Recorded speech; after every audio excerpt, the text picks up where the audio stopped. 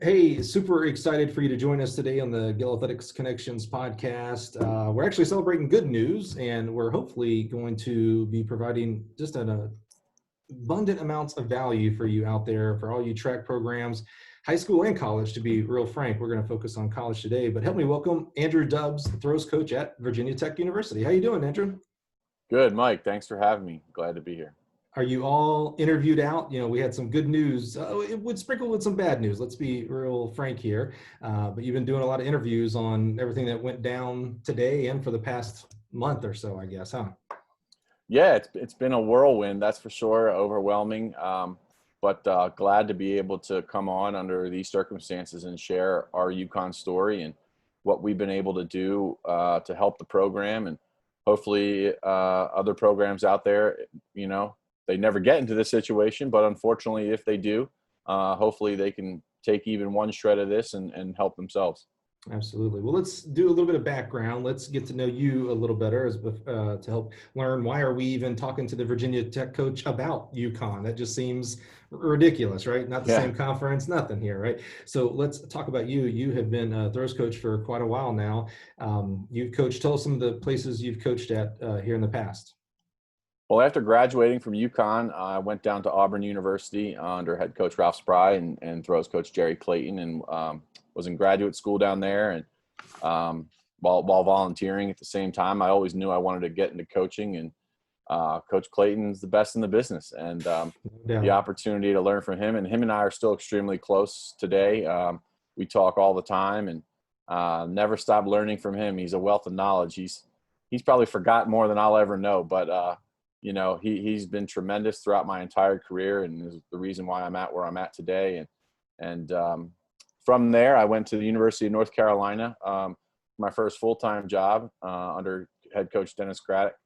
And he had given me my first full-time opportunity, and always grateful to him for that, and loved it at North Carolina. Unfortunately, he retired after just one season, and we all know how that can go in college athletics. But been blessed, and Harless Metters came in and retained me as a director of operations. But Harless knew that I wanted to coach, and if an opportunity came up, he was extremely grateful and helping me try to get an opportunity. And Harvard University became available, and to me, to get back only an hour and a half from UConn and about 4.5 hours from home, and my sister at the time lived in Boston. It was just an opportunity I couldn't pass up, and so went to Harvard, had some success there, and after just 2 years, an opportunity to get into the Big Ten, one of the best conferences in the country and the best throws conference, and go work for Joey Woody. That was an incredible opportunity, and really fell in love with the program there, and Coach Woody and Joey Woody became family to me, and loved my time there. But then Virginia Tech called, and almost didn't believe it when I saw Dave Tonelli's name pop up on my phone when that position was available. And at first, I really loved Iowa. I loved my time there, and was kind of, I don't know if I really want to leave, but the opportunity was just too good of it, and to get a chance to get back close to home, that meant a lot to me. I'm originally from Philadelphia, so Blacksburg's about 6 hours or so from there, which to me that's close. In college athletics, you can be working all over the country, so if you're a 6-hour drive from home, that's home. So now I'm here, finishing my third year, or 2.5, I guess, if you count COVID-19. We counted 3 years. We just counted 3 years, and going on starting year 4. So yeah.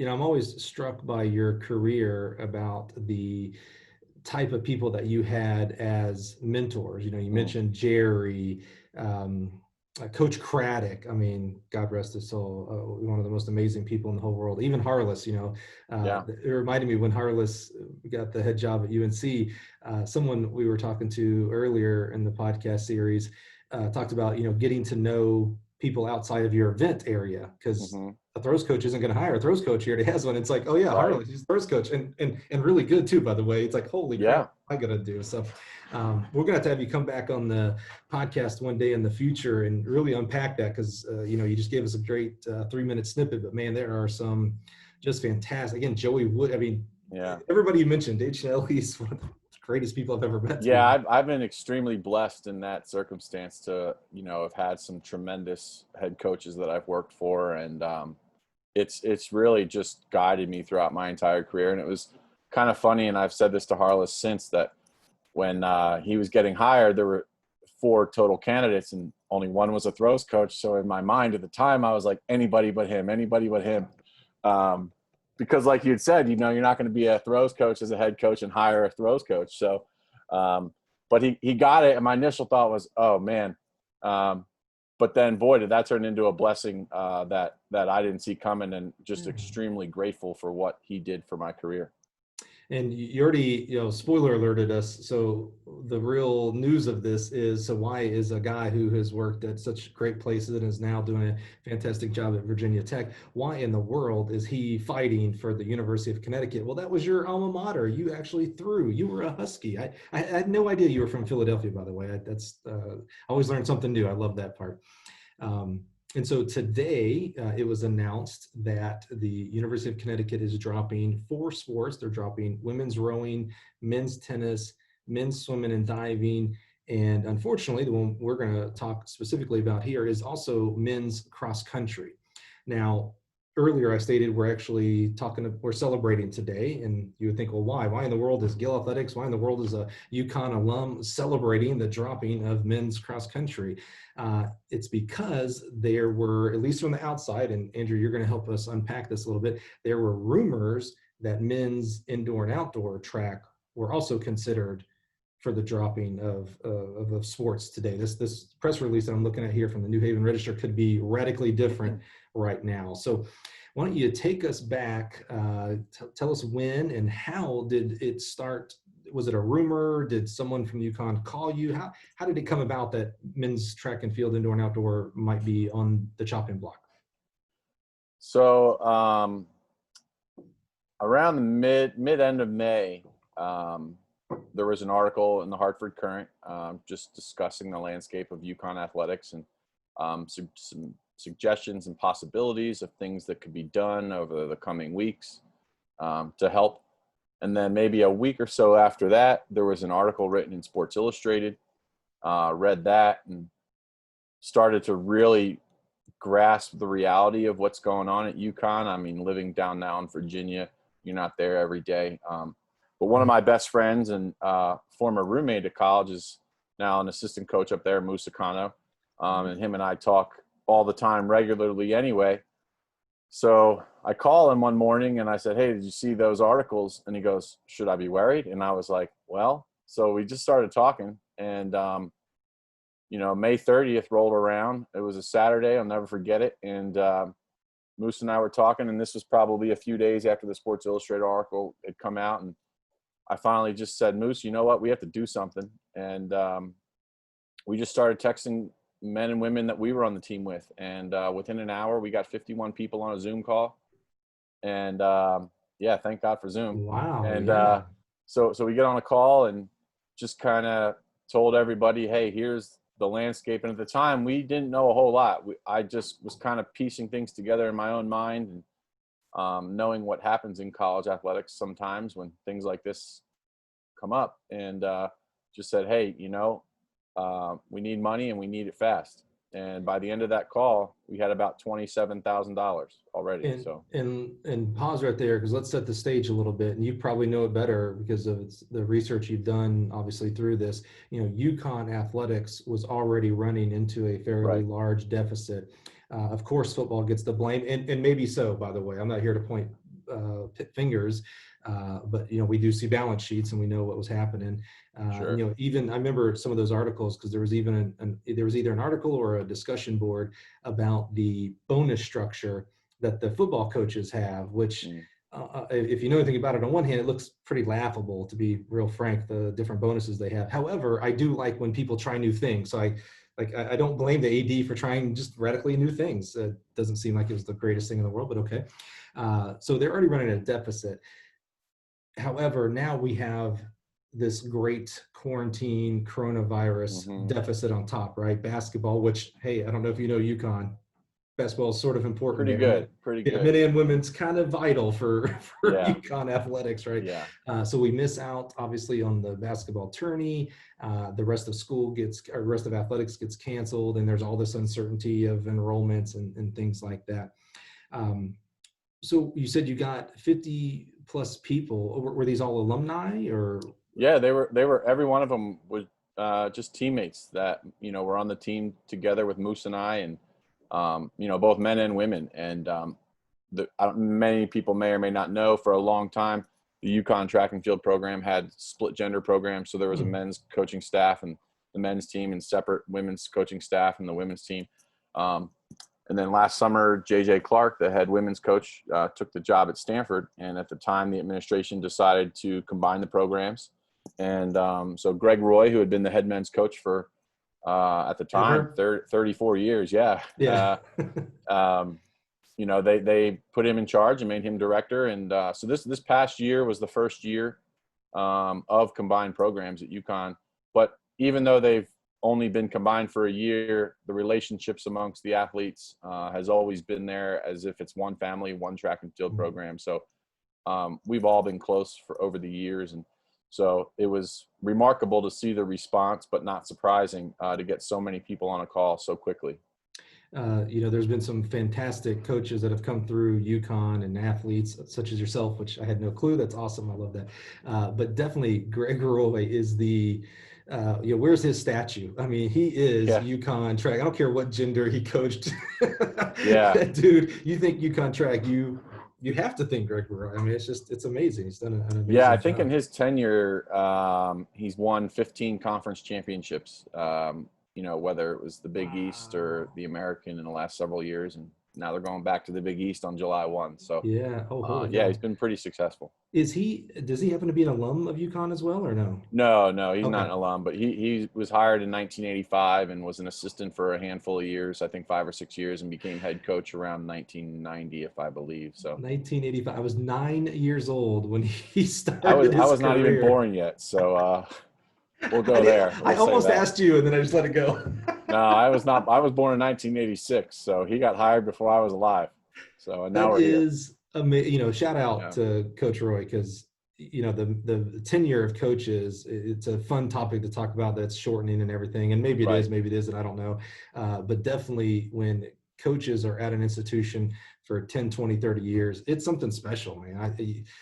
You've got to survive a lot of different athletic directors, you got to survive things like this. I mean, this is just right. Shout out to him. So now I'm gonna put you on the spot here a little bit, because I'm gonna test your memory, and we're gonna give you. No, it's okay. We're gonna give you all forgiveness for when you forget people, but I'd love to give shout outs to people who mobilized and started working hard for the UConn program. You mentioned 51 initial people. Who were some of the people that you can talk to? So we just to honor them that really stepped up to the plate and helped out, whether it was financial, letter writing campaign, change.org, whatever. Who are some people? And I said, it's okay if you forget some people.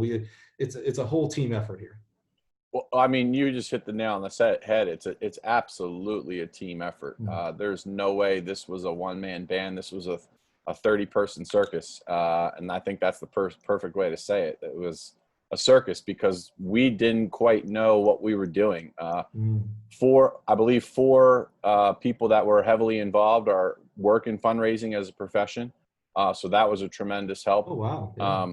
But outside of that, I had never raised any money. I had never done a campaign like this before. This is brand new territory to me, so it was just get up and go and learn along the way. And boy, did we learn quickly. I learned more in the past month about stuff I never thought I'd have to worry about. And it was a tremendous experience. There were a few days in, by the time things got up and running and was settled, we kind of started a side group chat. And there's about 30 people in that group chat. and every single one of them put in countless hours, whether it was helping build a website, whether it was helping with a database or collecting email addresses from old alums or making phone calls or whatever it was. It was really remarkable to see people rally. And in that group alone, I mean, there were people, somebody that graduated 2 years ago, several people from when I graduated, somebody from the 80s, several people from the 90s, some of which I had known in name but never had met before. And now over a month goes by and it almost feels like I've known them my entire life. So it's really been something that I just could have never fathomed. And the response has just been remarkable. And even outside of those 30 people, hundreds of people, by the end, we had 240 pledges and counting. There's still some coming in today. And even hundreds more that just said, hey, I might not be able to help financially right now, but what can I do to help? And whether that was, pick up a phone and spread the word, or, help with the databases of what we were collecting, or, just whatever it could be, it was really overwhelming, to be in a positive way. I love, the amount of people you're talking about here. How many would you guess are either current college or track coaches? You were cutting out. Can you say that one more time? Out of the, say, 200 plus people that are coming together for this, how many would you guess are high school or college track coaches? I assume off the top of my head, I don't know it's over 10. There's quite a bit of UConn alums that were involved with, we're on the track and field team that are now coaching at the either collegiate or high school level. It's pretty unique. So let's say there's 10, and that is unique. I love that. That's actually higher than I would have guessed, to be real frank, but that's still less than 5%. What I'm driving at here is, as we talk with coaches and the importance of the positive impacts that you make, it's not always about track and field. What I mean by that is, first of all, I'd love to know the PRs and successes that each of these 200 people had, because I'm imagining some were awesome and Big East champs and all that kind of stuff, school record holders, and others were just on the team. It's a whole variance that we have.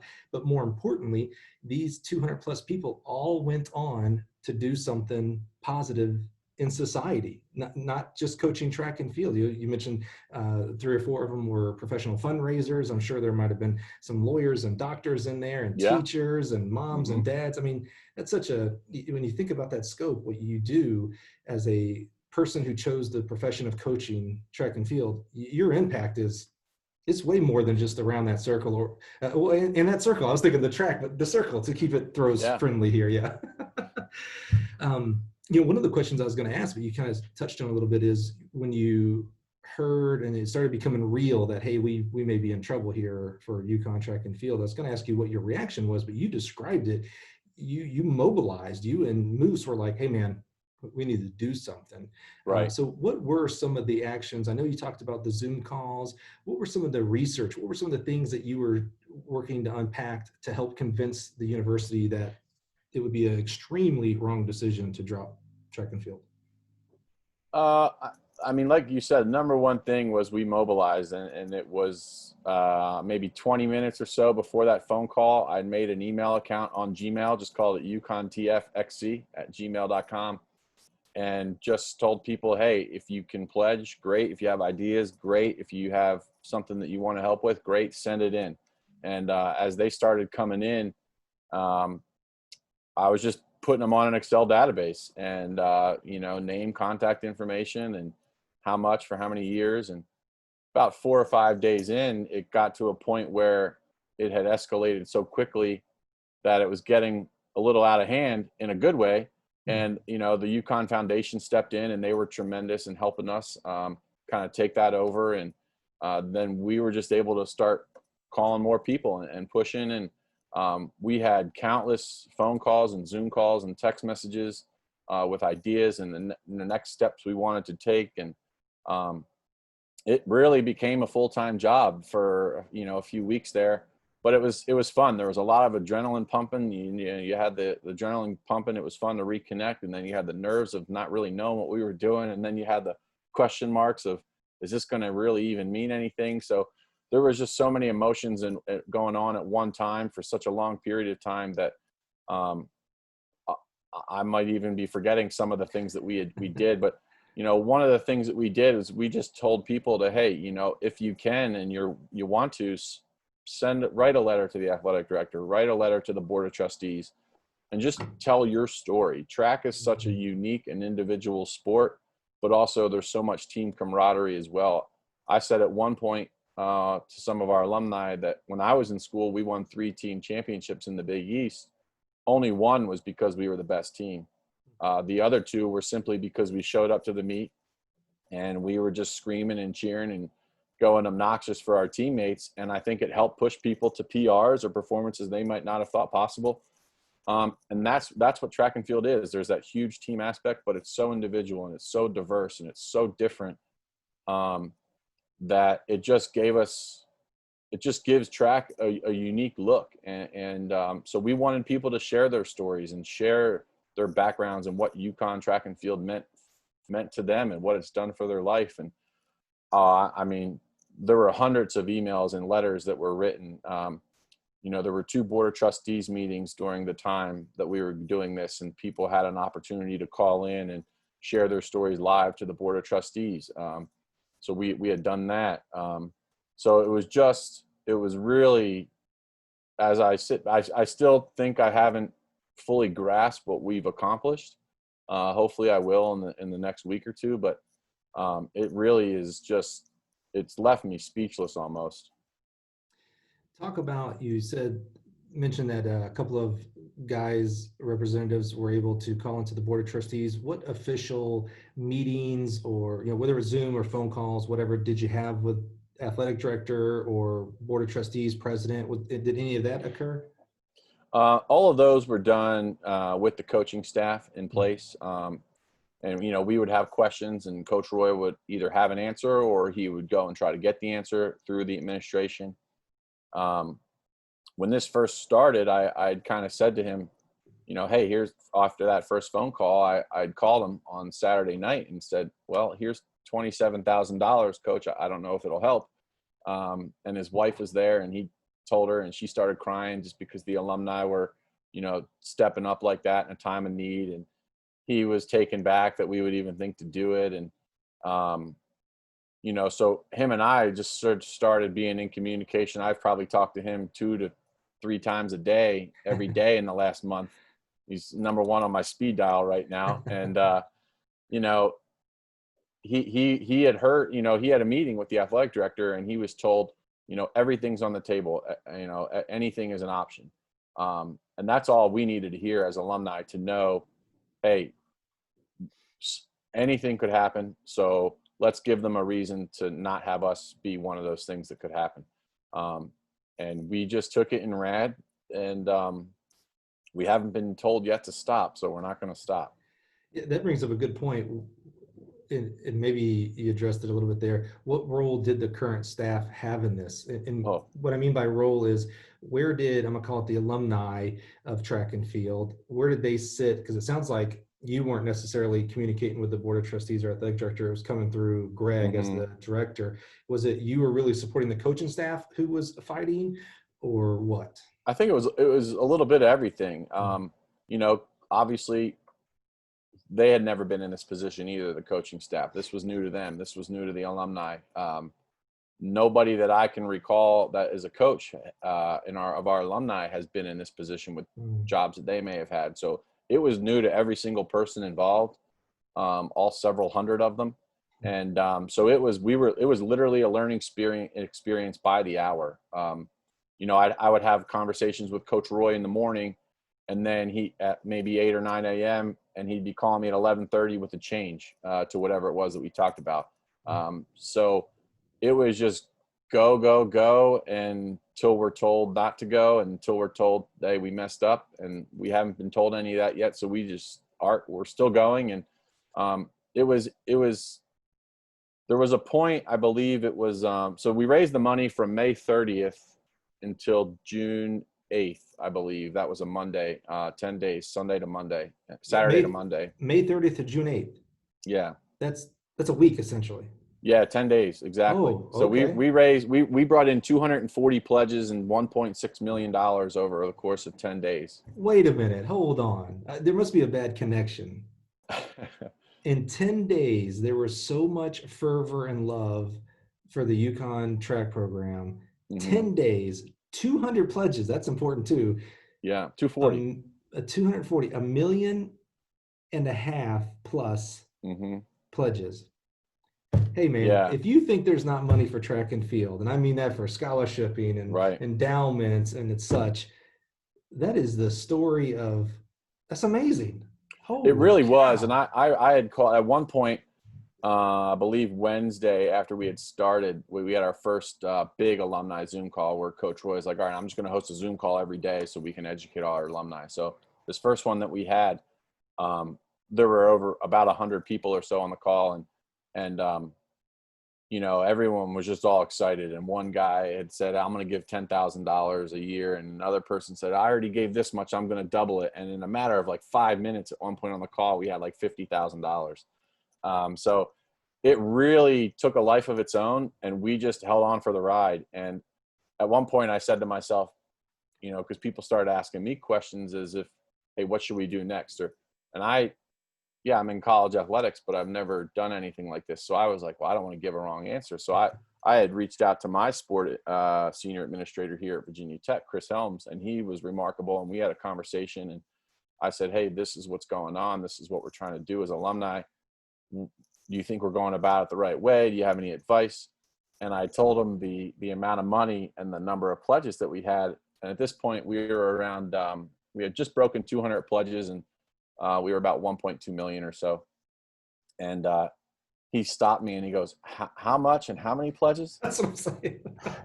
And I think this was like 7 days in or so, 6 or 7 days in. And yeah, so he was really instrumental in some advice that he had given on things that we should do. And Now, so I'm really proud of how we went about doing it. is Chris a UConn alum? No, he is our senior sport administrator here at Virginia Tech.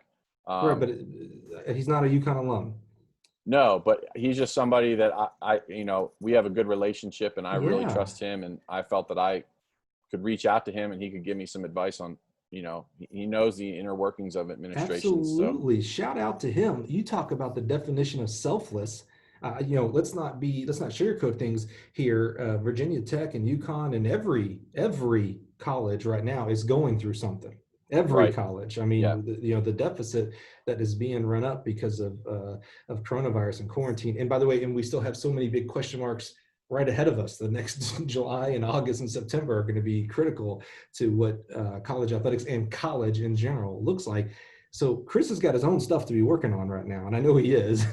But for him to be so selfless and to sit down and think about things that would help UConn and you, that just, I tell you what, that's where, you know, I just get so giddy of celebrating and lifting up and giving kudos to track people and specifically track coaches. But man, guys like Chris Helms, man, holy cow, thank goodness for him. That's awesome. Tell him he don't know who we are, but man, tell him we love him, man. That's awesome. Thank you so much for I that, will Chris let him Helms. know.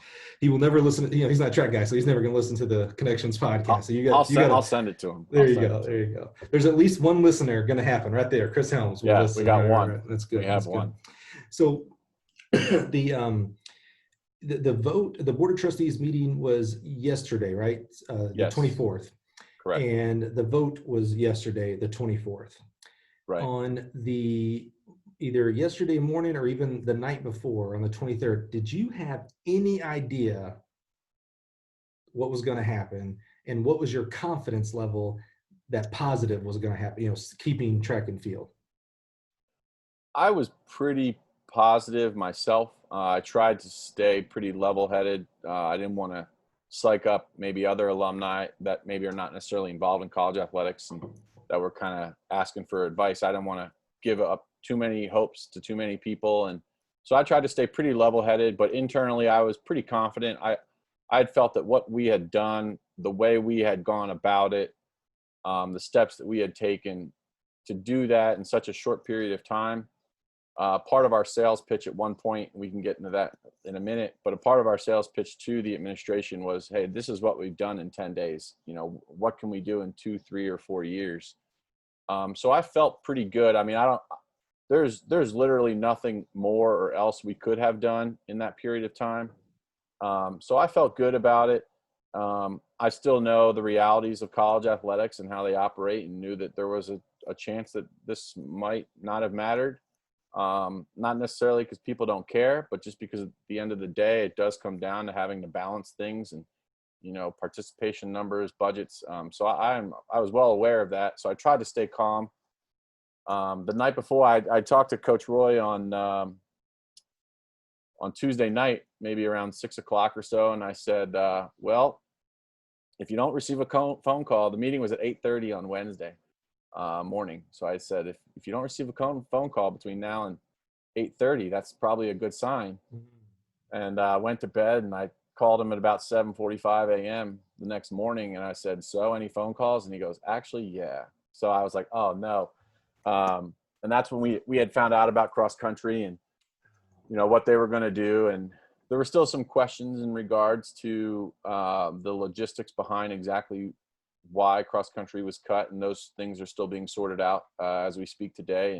And but there was some hope left that there's a possibility of cross country someday being reinstated. So between that and knowing that the women's program entirety is good and the men's track and field program is good, we were very pleased with the outcome of the meeting and the vote. Yeah, you said something there about, you know, you realize, you know, you've been in college athletics now for, you know, a long time, that, you know, decisions have to be made. And, you know, I was at Ball State University when we dropped the men's track program. And it's actually, it's what's interesting. Our athletic director is now at Ball State, is now the athletic director at UNC, which is just kind of funny. Yeah, Bubba Cunningham. Yeah. And I remember talking to him. I was on the women's side, but I still remember, you know, we kind of had this connection because we both had the last name Cunningham. You know, his name was Bubba Cunningham, and I always said, "Hey, man, I'm the one from Alabama. Shouldn't I be Bubba Cunningham? Like, what are you doing here?" And and I remember talking to him, and, you know, it was genuine. I don't know how to express his emotion, but it was not just a purely a black and white on paper decision. Like, Absolutely I could tell that he understood whatever decision he made, whether it was cutting men's track in that decision, cutting football, whatever he would have made, it would affect people, and specifically 18 to 22-year-olds as athletes, but future potential athletes, the staff that's on there, the alumni in the past, et cetera. You know, all these athletic directors and board of trustees and presidents, you know, I just, maybe I'm the Pollyannish, too optimistic one. I believe in my heart of hearts that it's not this evil, I hate track, I'm cutting men's cross country because it's just stupid, or all this crap. You know, I honestly think they are put in terrible situations, maybe by their own and their own staff's bad decisions. Let's be open and honest with everything here. But I don't think they do it out of personal. I think they do it out of, they're making the best decisions that they can, that they feel they can at the moment. We are passionate because we're track and field, right? I mean, let's remember, so the outcome of this is we find out that Coach Roy did get a phone call because they did drop men's cross country. And that means, like, I know they're doing it for this season, but so no more men's cross country. The distance runners still live on in track and field. But there won't be a men's track and field or men's cross country season after this fall. But let's not also forget men's swimming and diving. That had people, that had kids that were at UConn.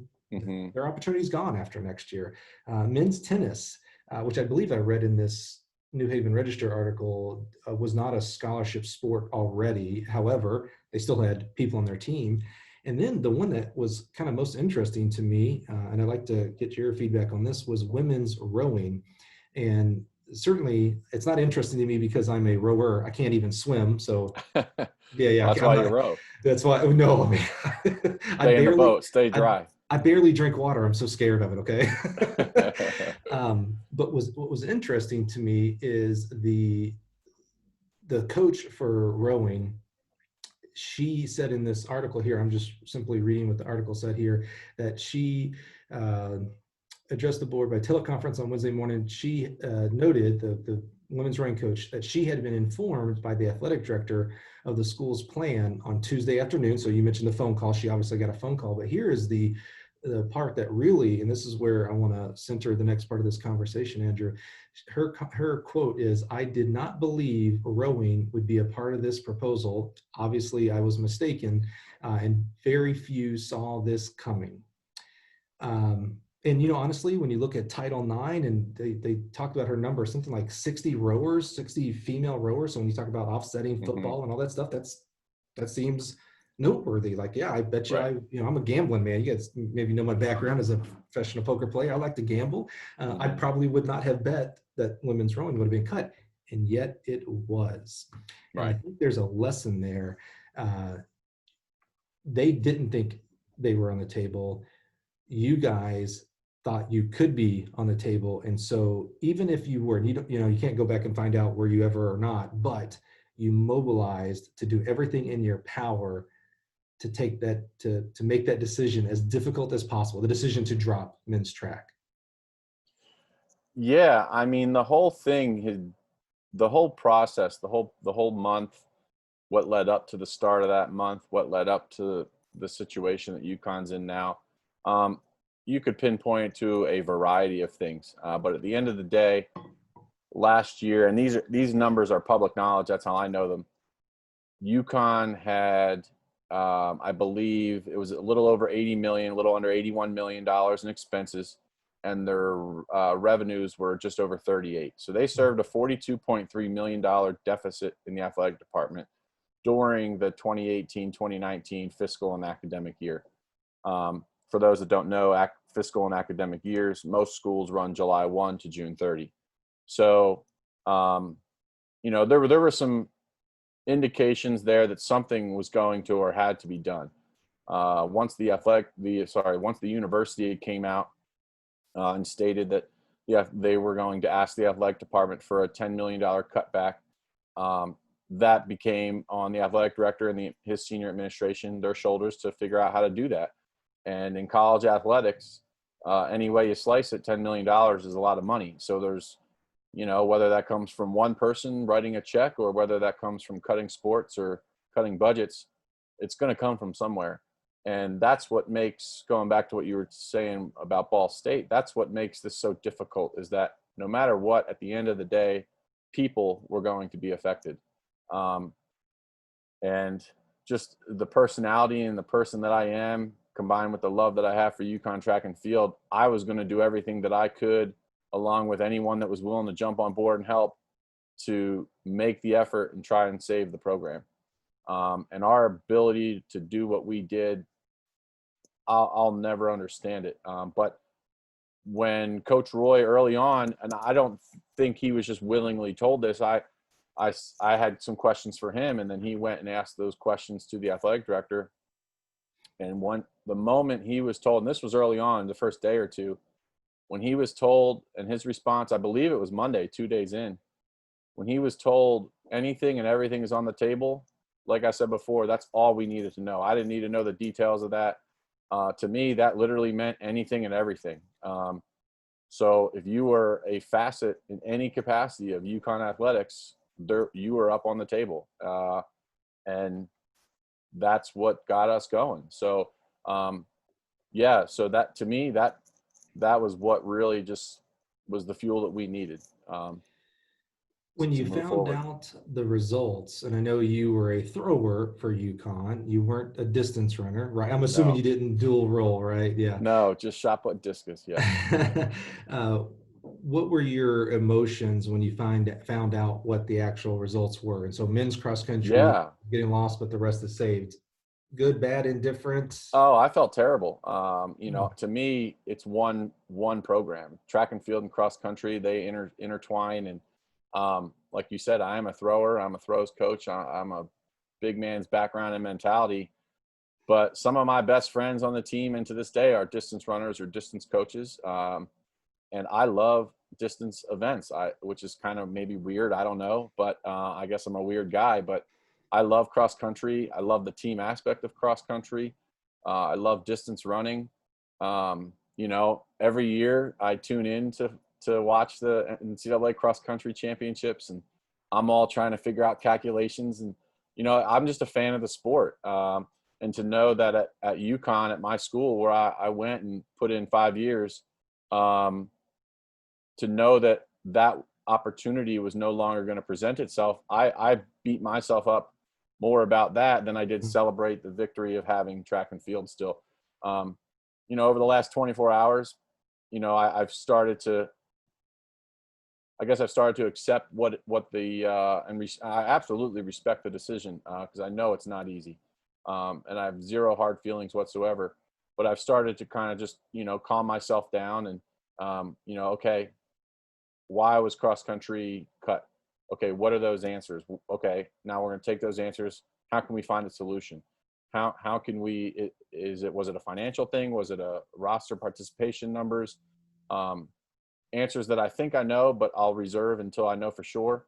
But we'll take those answers and we'll find a solution. And like I said earlier, I feel confident, and I know the staff feels confident that at someday in the future, there's an opportunity to reinstate cross country and make the program whole again. Now, I don't know if that's tomorrow or in 5 years, but our number one goal now is to find out why and figure out a solution. Okay. And we want, and we've said this from day one in some emails and with what we've done in a presentation for the administration, that we want to work with the UConn athletic department and the UConn administration to do whatever we can to help them sustain the sports of cross country and track and field, whether that's financially, whether that's with a mentorship program or their support, whatever that means. We are there as an alumni base to support that, and we want to work with them to make sure that this A, doesn't happen again, and B, that we can all be on the same page. Yeah, no resting on our laurels, right? I mean, next year, more decisions are going to have to be made, and right. Let's make sure, again, we do everything we can in our power to influence it in a positive direction for our sport. If we're not going to fight for our sport, for crying out loud, who the F is, right? I mean, we had a great conversation with Clayton Murphy from Akron a couple of episodes ago, and not being a cross country guy, it was really interesting to learn, the real integration of cross country with your track program. So even if you're not a distance guy, you're a thrower, a sprinter, jumper, whatever, it's a part of your team, like you said, and it's kind of vital if you're going to win a conference championship. Oh yeah. I mean, when I was on the team, one of my fondest memories was, we had a 4x8 that we ran at a meet up at Boston University. And those guys ran, all cross country team members that were 800 meter mid distance specialists, ran 7:20.09 indoors in the 4x8. Jeez. And the guy that was anchored, to this day, everybody gives them a hard time jokingly about, oh man, 0.09 and you would have broken 7:20. And I believe at the time it was the fastest time run in the world since 1993. And I believe that still stands. So it's the fastest time in the world since 93. And as a thrower at the time, that's still one of my favorite memories of being on the team. Just watching those guys. Yeah. You're not supposed to remember this. Hold on. Right. But those are the things, going back to what you were saying, Clayton was saying. And, but those are just the things that track and field and cross country is about, the integration of both sports into one. And, it really is a family. Yeah, it's, probably a bad analogy would be on a football team, you would never say, well, we're going to cancel out the receivers or we're going to cancel out the offensive line. It is all you need. Special teams, defense, linebackers, quarterback, it's a team. And so we need 10K runners, steeplechasers, which is still my favorite distance event. I love the steeplechase. We need hammer throwers. It is what the sport is. Right. Now, looking to your crystal ball, if you guys would not have mobilized, you mentioned May 30th was kind of a date. It's like, hey man, we got to do something here. If you guys would have been, I'm gonna say lackadaisical, you just would have been like, yeah, you know what? How are we going to influence? We have no power here, and you just would have let it run its course. Do you believe the outcome would have been different yesterday? I do. I've not been told that definitively one way or the other. But looking at what we raised in the period of time that we raised it and what we're projecting we can do over the next 3 or 4 years, and where UConn is at financially, I believe that it was a tremendous impact on the outcome of yesterday. I try not to think about what would have happened if we had done nothing. This could have been a conversation that never happened, or we're talking about cutting the whole program. So at the end of the day, it's unfortunate that UConn or all these other programs that have had sports cut, whether it was track and field or any other sport throughout the country. We're in some difficult times here as a nation, and the NCAA and college athletics are no exception to that. And whether these things were COVID related, or maybe they had already been building for some time, at the end of the day, we're in these situations and we have to find ways creatively to come out better on top. And we jumped right on, started driving, and just went. And I don't regret anything that we did. I think that we went about it the right way. We stayed positive. We kept it quiet. We kept it amongst just ourselves and our alumni base. And, we didn't go down without a fight in cross country, and we fought to save track and field. And, we're still not going to go down without a fight. And I think, I say that in a positive way. And I think that with cross country, there's hope for the future. And, Awesome. We're going to do everything that we can as alumni to support or aid the coaching staff and work with administration to try to get to the point where cross country is whole again, and we're able to move forward. You mentioned the kind of the state of college athletics, and obviously we know a lot about the track program, Central Michigan men's, Akron men's cross country, Brown University, which I still want to give so much props to those guys for realizing their Absolutely. mistake and having the guts, the maturity to realize their mistake and change their answer. Thank you, Brown University leadership, for doing that. But we also have other sports, right? There's been a couple of baseball programs. I think just today, Western Illinois announced that they were cutting swimming and diving over there, if I remember that tweet correctly. Knowing that you're not a professional in this area of college athletics monetarily, but you have a long career so far in to come in college athletics. So, why is this happening? I know the easy answer is to say coronavirus. Was coronavirus just gas on a fire that was already there, or was it the fire starter? I said to someone earlier today that every school is different. Every school has a unique situation. Every athletic department is different, and they're unique in their own right. I don't think any two are identical. And I think that's a great thing. And so was it the adding fuel to the fire? Was it the spark that lit the fire? The answer is probably all the above. I don't think there's a blanket answer for that. But the reality is that we're here, and it would be hard for me to just sit back and do nothing for something that meant so much to me and so much to many people, and what UCONN Track and Field has done for my life and my career, the family and the friends that I have because of that, the career that I had because of that program. So if there was something to be done, I was going to, along with hundreds of alumni, we were going to find out what that was, and we were going to get it done. Having known you for a while now, Andrew, I mean, hearing what you just said there and kind of express what has always been kind of unique, my feeling towards you is, you are a fighter. You have always fought for the program you were at. You've always fought for the athletes that you've had. And now to see kind of this other side of you, and this is my alma mater, this is my sport. If I fail, I fail, but it ain't gonna be because I ain't in the fight, baby. Right. I'm gonna be fighting. So I just respect you so much for that. So let's talk about, we want to kind of help others, right? So for right now, UConn men's track and field is in a positive. Again, I hate to say with an asterisk, because I don't want to minimize that we did lose. We are losing men's cross country. But so there are other schools out there right now that, there's 1,500 other programs, NAIA, junior college, D3, D2, D1.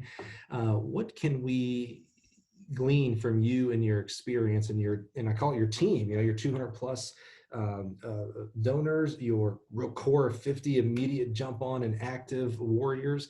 What can we learn from you guys and your experience for someone right now that maybe doesn't even think their program is on the table at all? I wrote down this quote: anything is on the table. That's a scary quote. Mm-hmm. When you unpack the whole thing. So what can we learn from you as maybe a blueprint? What can people, coaches and their programs start doing right now, today, June 25th, to maybe strengthen their position within their university as a sport? Well, like I just said in the previous remarks, that, everything is different. Every school is different. But one thing I will say, and a commonality, is that we're a community, whether it's track and field and cross country, whether it's another sport. The alumni are a community for that sport. And it's no different here at UConn. And track and field has an advantage in cross country. We have an advantage of numbers. They're large rosters. Whether it's a roster combined men and women of 70, or I know programs up around 130 or 140, you have large numbers. And every 4 years, those people become alumni. And, we've estimated that we have about 1,500 alumni amongst the UConn men and women's cross country and track and field graduates, or people that have been in the program. So I would just recommend using strength in numbers. There's absolutely no way this would have happened if it was just one person. No chance. I did not raise $1.6 million. We raised $1.6 million. We brought in 240 donors. We went to the administration with our stories. We helped out the coaching staff. And that's what it's going to take. It's going to take several people helping in all different facets. So if you don't, as a program, if you don't already have an alumni organization amongst your specific sport alum, I'd recommend maybe starting one. If you do, I'd recommend just keeping it up and running and sustaining it, so that you can maybe help prevent something that might even come up. Or if it's a situation kind of like ours, where we were proactive to a reactive fear, then that's what you got to do. But strength in numbers is number one. Use your community, use your coaching staff to do that. Let's unpack that a little bit. So, yeah, because that was the first thing that came to mind for you. So I tend to think that, when presented with a question like that, if the first thing is going to be the most important thing, it's the tip of your tongue, right? So your suggestion is utilize the alumni base that you have right now today, and continue to add on to it as you gain alumni. So what do we do? Let's say I'm starting from scratch and I'm at a school that's, I know there's an alumni union or alumni department, but maybe we don't know, we've never collected all the track and field and cross country athletes together. What am I trying to do with them? Am I just trying to spout my program? Am I trying to raise money? What am I trying to do?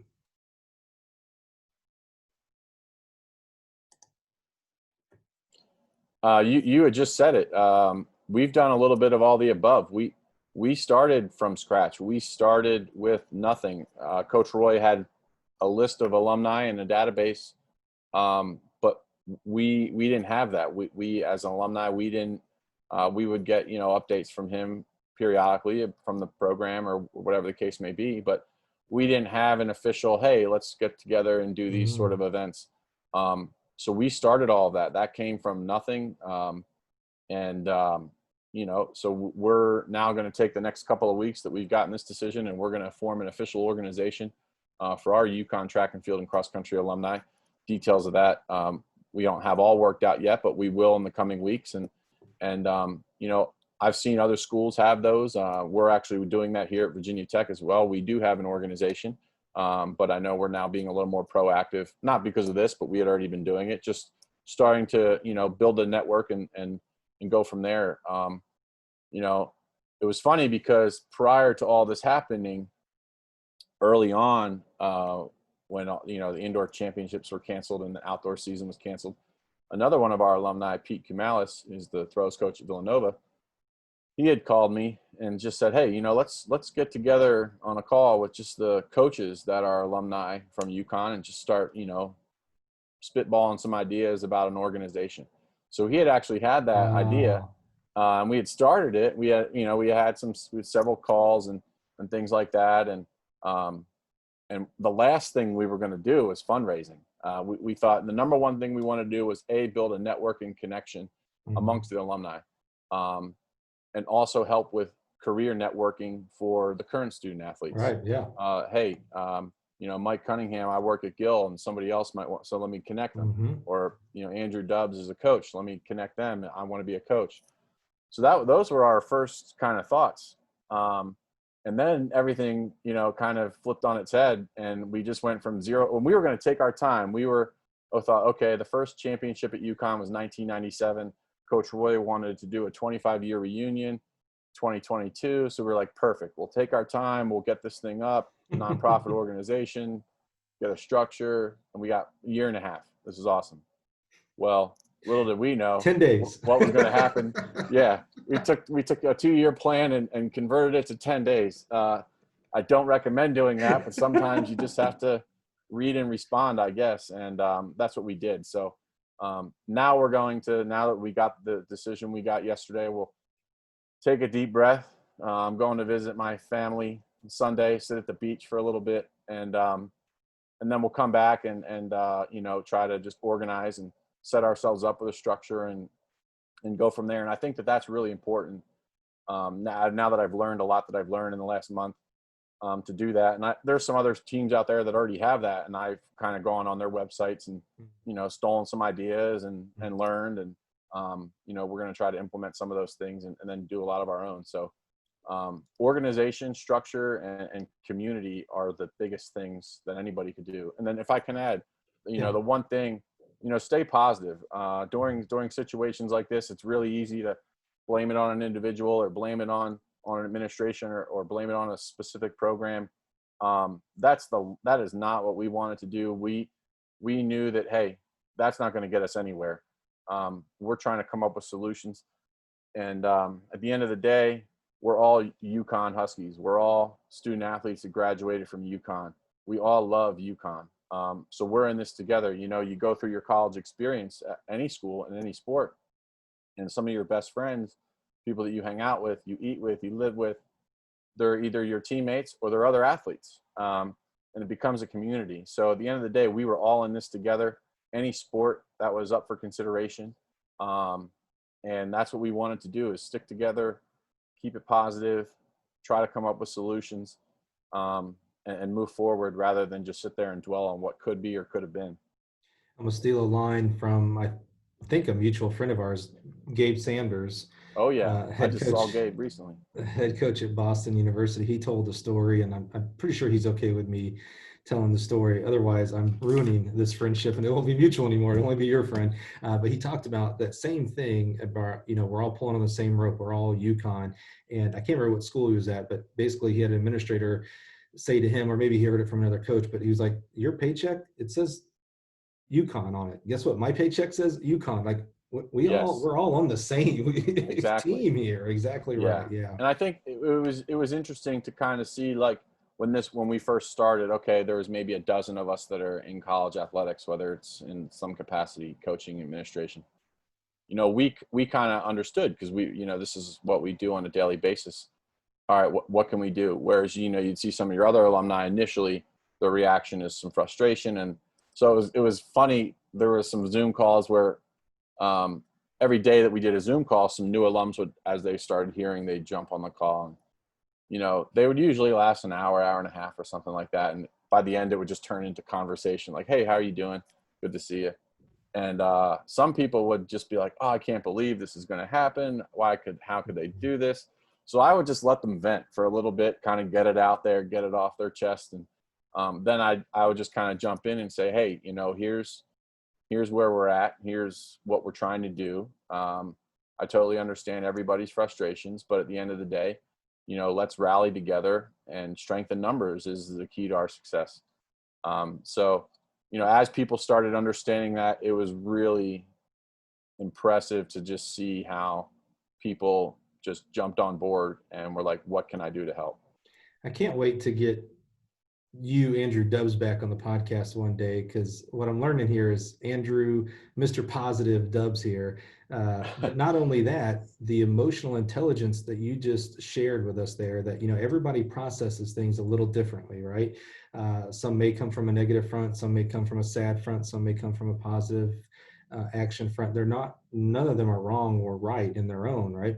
And the story, just what a great story example of allowing people to work through their emotions, that you let them vent, is what you said. You know, that's so good. You could have, you know, there's sometimes positive people that are positive in a positive way, and then there's positive people in a negative way. You could have shut them down and said they were wrong, and hey, listen to me, we're gonna do this, rah rah rah, and that would have completely tuned them out. They would have been like, look, man. Yeah.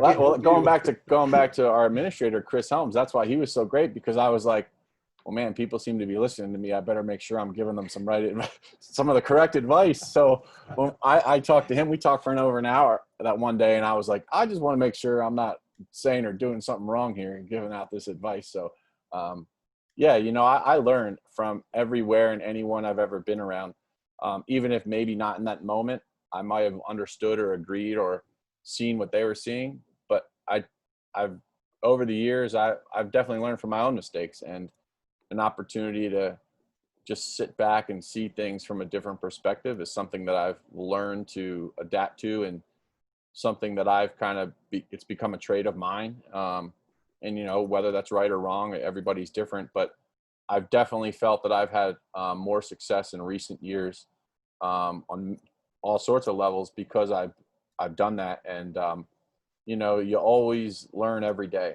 in any way, in any capacity. And the day that people stop doing that is the day you should probably, you know, just hit retirement and go sit on a beach somewhere and enjoy life. But, you know, the more you can learn, the more you can take in, and the more you can adapt, the more successful you'll be, I believe, in any career, in any path. So as we start to wrap up here, Andrew, I did want to ask, you know, you guys took that 1.5-year plan down to 10 days. And yeah, if you would have done that over 1.5 years, I'd have been unbelievably impressed.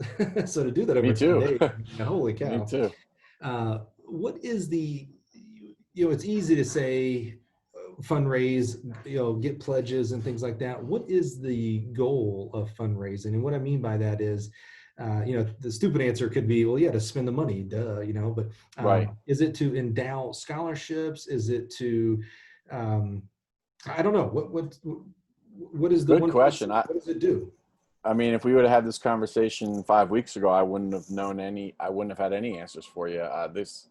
I'm still figuring things out, talking with Coach Roy, but our long-term goal over the next 5 years is to try to raise enough money to endow all the scholarships for both the men and the women. If we're able to do that, that A, takes a large burden off the administration, and B, it puts a lot of sustainability in place for the future. Because at the end of the day, me, other alums, we've already been through the program. We've experienced it. So there's nothing else for us here. But we're doing this for current and future student athletes at the University of Connecticut that want to get involved and be on the track and field and cross country programs. And the best way to do that is to make sure that there's maximum athletic financial aid available. And if we're able to do that from endowing scholarships, that's going to be our number one goal moving forward. How much during this process did you learn about endowing scholarships? I had always understood what endowment meant and how it operated. Can you walk us through that? I'm not entirely sure I know what endowing scholarships, what it takes, how Sure. much, how it works. So basically, men's track and field has 12.6 scholarships in track and field and cross country combined. Women have 18. Those are NCAA maximum allotments, no matter where you're at. So to endow those, you have to put X number of dollars into a fund, and the endowment spits off the interest, and that is the endowment. So you use the interest. So the foundation of that money is always there, and it's always spitting off interest. So you use that interest to pay the scholarships. So it's not as, let's use, remember, I'm high school and college educated in Alabama, so we're going to use easy numbers here. I was not fortunate enough or good enough to get into a school like UConn, so we're gonna take things easy here, Andrew. Right. So if a full ride at a school is 50 grand, let's just say that's what it is, right? You can't just raise 50 grand and say that scholarship's endowed, because that interest would be, I don't know, in today's world, that's probably $100 a year, of interest. So you have to actually raise a multiple of each scholarship to endow a scholarship on a yearly basis. Yes. So I cheated. I pulled out my calculator here. So good job. So I believe for UConn, for example, I believe they are switching to I don't know the details, but basically they're changing what it costs to go to school. So let's just say it's $40,000, and that's what a 1.0 scholarship counts for $40,000. So if you multiply that by 12.6 for men or 18 for women, for men you're at about $504,000. So you have to have. Thanks for telling me you use the calculator, or you would have just blown my mind. I've been like, holy, how did he do this? Yeah. Okay, sorry, go. I've also been over these numbers quite a bit in the last month. Sure. But yeah, so it depending on how much it costs to go to whatever school somebody's at, you're looking at $500,000 to higher schools, maybe 800, 900,000 just for the scholarship costs. So UConn's about 500,000. So you have to have enough money in an account to spit off interest equating to $500,000 annually. How much is that? It's around 12 million, if I'm accurate on that. I'm surprised. I thought it would have been way more, to be real frank. I mean, let's not poo-poo what $12 million is here, but yeah, it's a little over 12 million.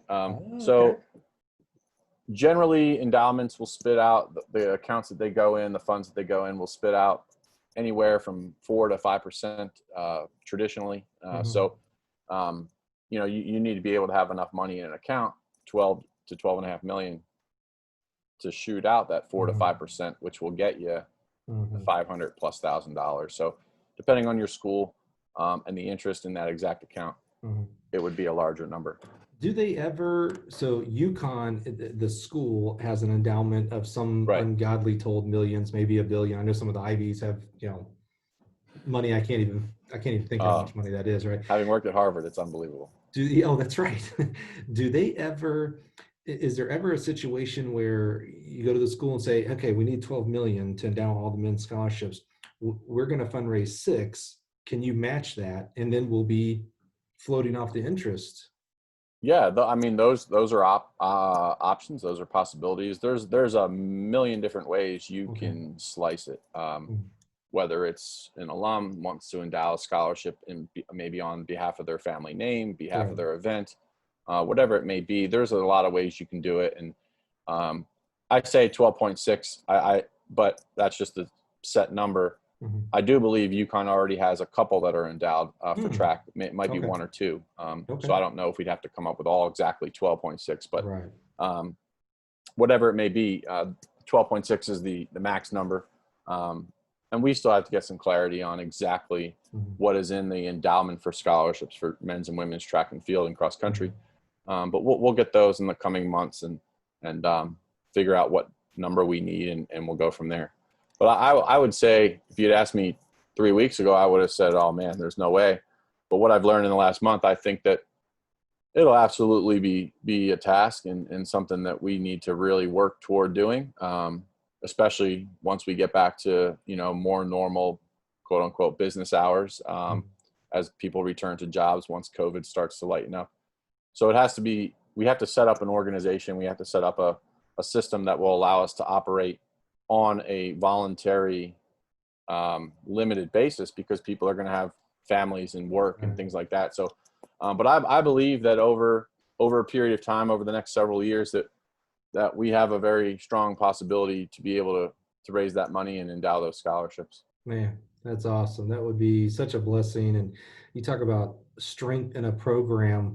If they ever go to think about dropping the program, it's like, well, wait a minute, really, guys? All of our scholarships are endowed. What? now it's just operational cost. I mean, come on. Yeah, and some schools, some schools have them endowed. Awesome. I know there's several programs, a lot of the Ivies, and I think Stanford and some others like that have their coaching positions endowed as well. So Right. Yeah, that's right. there's a lot of creative ways and directions that you can go, and I think it's just exciting that our creativeness is our ceiling, because we have so many alumni in the sport of track and field and cross country, and so many that at UConn are willing to step up. I mean, we have over 1,500 alumni, and we've only engaged maybe 300 or 400 in the last month. So there's about 1,000 or so alumni that we haven't even reached, just because we didn't have the time to do it. So there's a lot of potential growth there moving forward. Well, I think it starts exactly what you said. Number one is mobilizing the alumni, finding out who are alums of your program, getting them mobilized, getting them excited about your program. Because if you don't have that, I'm not sure what else you have. It's college. I mean, this is alma mater, rah, rah, rah, you, I mean, so just so thankful for alums like you. And I know there are 200 other, they're nameless right now, but let me tell you what, as a company that prides itself on track and field, and actually was started by a track coach. Harry Gill was a track coach here at the University of Illinois. Man, the power of a coach is just what we want to continue to breathe life into. And so I'm just so thankful and just so awesome to see the growth of you personally, Andrew, through this. I mean, I think it's fair to say you yourself have come out stronger as a track coach, as a college administrator, the things that you will have to do as you run budgets and things like that and decide on scholarships. You have become better as a coach yourself. So it's just so cool to see that growth on you personally. Well, I appreciate you saying that, Mike. That means a lot. I've known you for a little while now, and it definitely has been a learning experience for me and many others. And without the backing of our alumni, without the relationships that you have with alumni, with the coaching staff, there's just no way that this gets done. It's been quite the month. It's been overwhelming, and it's been emotional, and there's been highs and lows. But just to be able to reconnect with people that you might not have seen since graduation, and the first conversation you have with them is almost as if graduation was yesterday. It's like time hasn't passed, and so that's what's been the overwhelming and emotional part, is reconnecting in those relationships and doing it for people that care so much about the program that you care about, and have such strong feelings toward trying to save it moving forward for future and current student athletes. Well, that's what's special about college athletics. And so it's cool to see that special moments for you guys. And it's a real testament to the obviously overall culture and education that UConn gives its students and student athletes, because you're a shining example of that. And you're able to now take that leadership and culture to the different places you're at, and doing a great job at Virginia Tech, man. So I'm so thankful to get you on here so quick. Honestly, it's that proverbial, if we can save one program, right? But if we can save one program, God bless it. We have done so much for this sport by sharing your Absolutely. experience. Yeah. This sport means so much to so many people. It's the most popular sport at the high school level, most participated in.